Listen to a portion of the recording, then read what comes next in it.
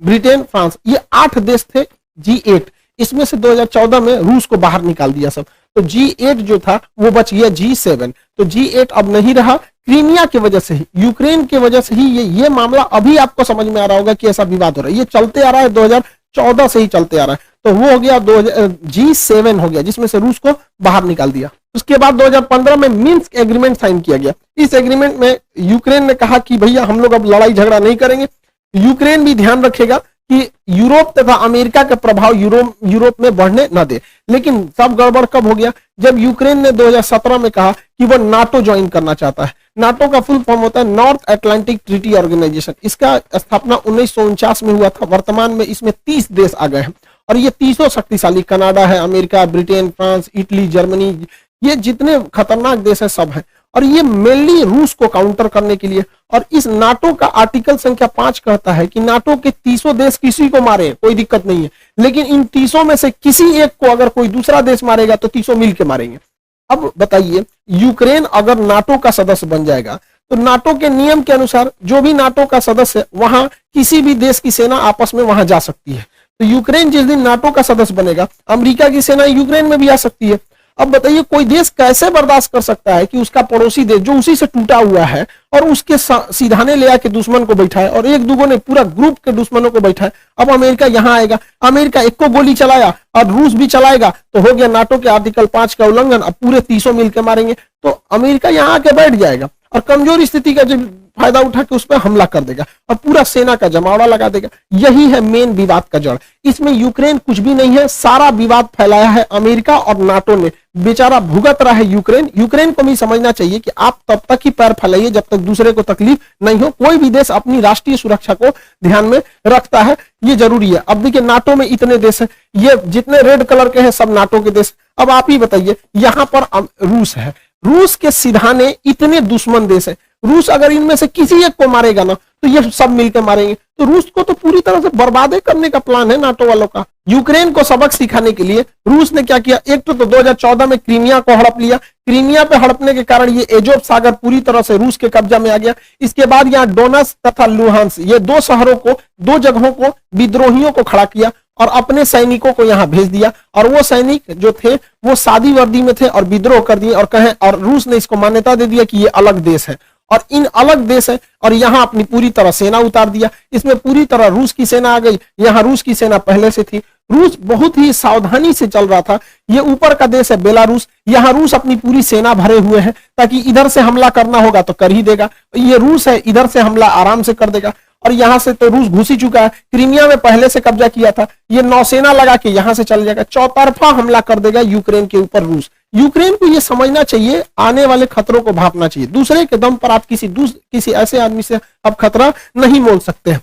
अब ये लोग क्या कर सकते हैं, तो ये अमेरिका कह रहा है कि प्रतिबंध लगाएंगे, नाटो का धमकी दे रहा है इसको। भैया नाटो का अगर सदस्य बन जाएगा यूक्रेन तब तो बवाल हो जाएगा वहां पर। यहाँ 2 एरिया जो है उस पर रूस ने स्वतंत्र देश घोषित कर दिया, लुहांस और डोनेट्स्क। इसे डोनबास रीजन भी कहा जाता है। अब इस पे इजीली रूस क्या करेगा, यहां से हमला कर देगा। अब आप कहेंगे यूएनओ ने क्यों कुछ नहीं किया, तो यूएनओ को अमेरिका ने खुद एक ऐसा कठपुतली बनाया है कि अमेरिका यूएनओ का यूज करके किसी भी देश पर हमला कर सकता है। आज उसी का फायदा रूस उठा लिया। कैसे उठाया समझिए ध्यान से। यूएनओ का एक नियम है आर्टिकल नंबर 7। आर्टिकल 7 कहता है कि कोई देश किसी दूसरे देश पर हमला नहीं कर सकता है, लेकिन अगर कोई देश से कोई छोटा सा राज्य टूटकर अलग होना चाहता है तो उसे स्वतंत्रता है, और अगर वह देश उस पर अत्याचार कर रहा है तो पड़ोसी उस पर मदद के लिए जा सकता है। नहीं समझे, अब समझिए कैसे होता है। ये रूस ने इन 2 देशों को मान्यता दे दिया कि ये अलग देश है, अलग देश है।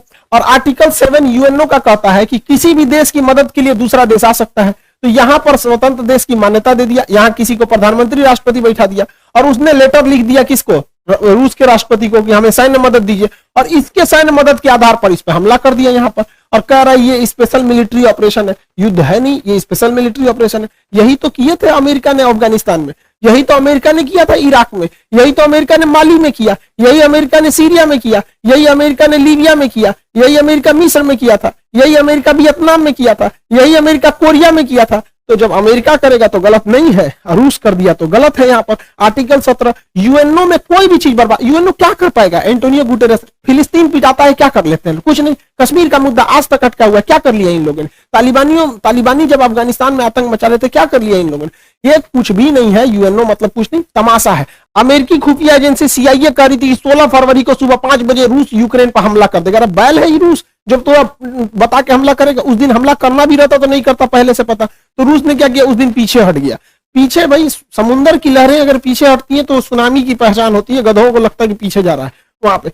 देखिए इसमें क्या था कि चीन का रूस से काफी अच्छा संबंध है। रूस चीन के बुलावे पे गया था वहां ओलंपिक के उद्घाटन पे, और जाते ये कह दिया कि ताइवान चीन का भाग है। तो सोच सकते हैं रूस और चाइना में कितना अच्छा संबंध है।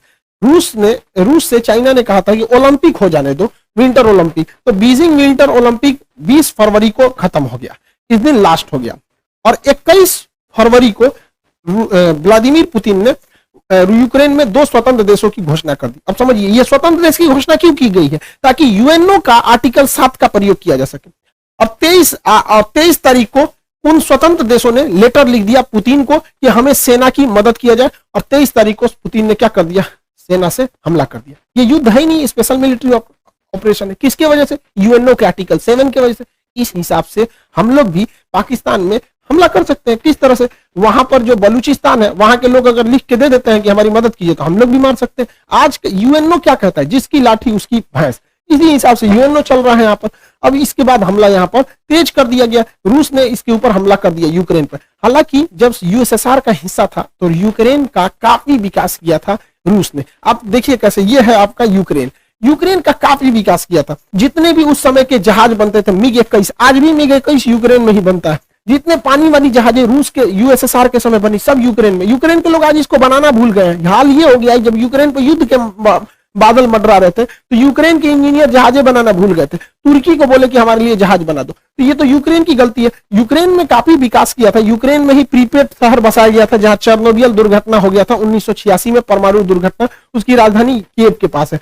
तो यूक्रेन में कोई भी देश इतना ज्यादा लगाव रखेगा और वो देश दूसरे देश को कहेगा कि नाटो सेना यहां लगाओ, तो भड़कबे करेगा। यूक्रेन में आज भी 30% लोग रशियन भाषा बोलते हैं। पूर्वी यूक्रेन के लोग तो इजीली मान लेंगे कि वो रशिया के हैं, और रशिया इसको छोड़ेगा भी नहीं यहाँ पर, क्योंकि कोई भी देश अपनी सुरक्षा को सर्वोपरि रखता है।